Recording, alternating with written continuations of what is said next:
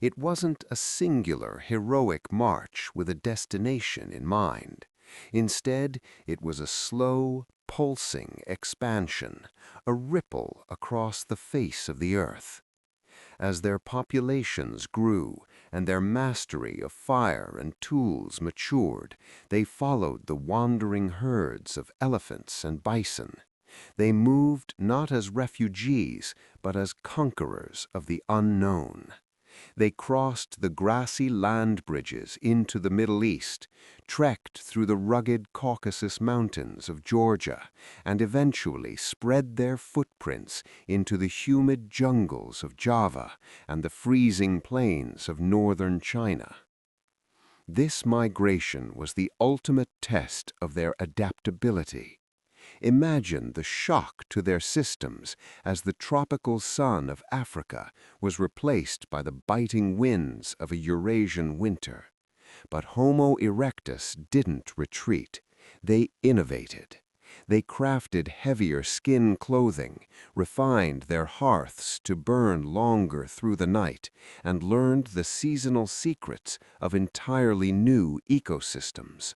They were the first global citizens, proving that the human blueprint could thrive anywhere, from the volcanic islands of Southeast Asia to the caves of Europe. As they moved, they changed. They encountered new challenges that whispered to their DNA, shaping local populations into distinct lineages like the Peking man or the hardy explorers of Dmanisi.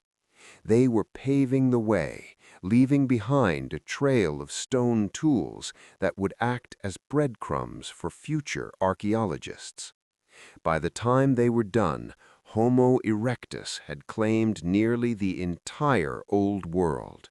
They had turned a planet of isolated wilderness into a human map, proving that with a steady stride and a sharp mind, no distance was too great to overcome.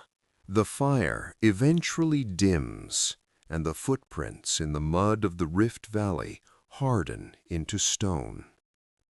We reached the final chapter of a saga that spanned nearly 2 million years, a reign so long that our own species, Homo sapiens, looks like a mere blink of an eye in comparison.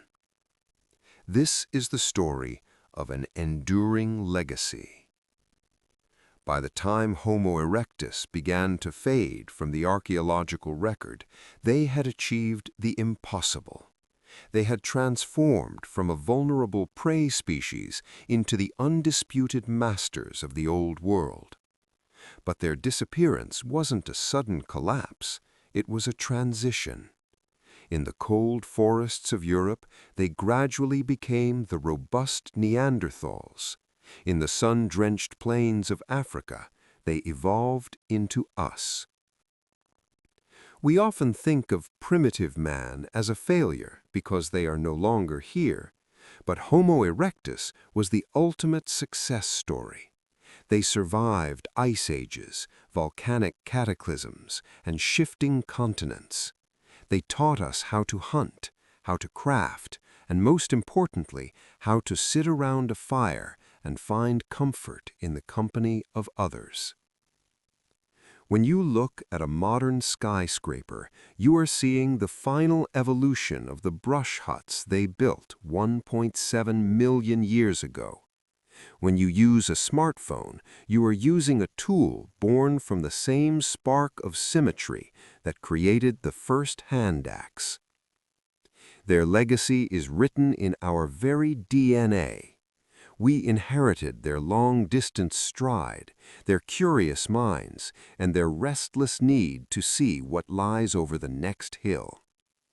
They were the pioneers who proved that the human spirit isn't defined by where we start,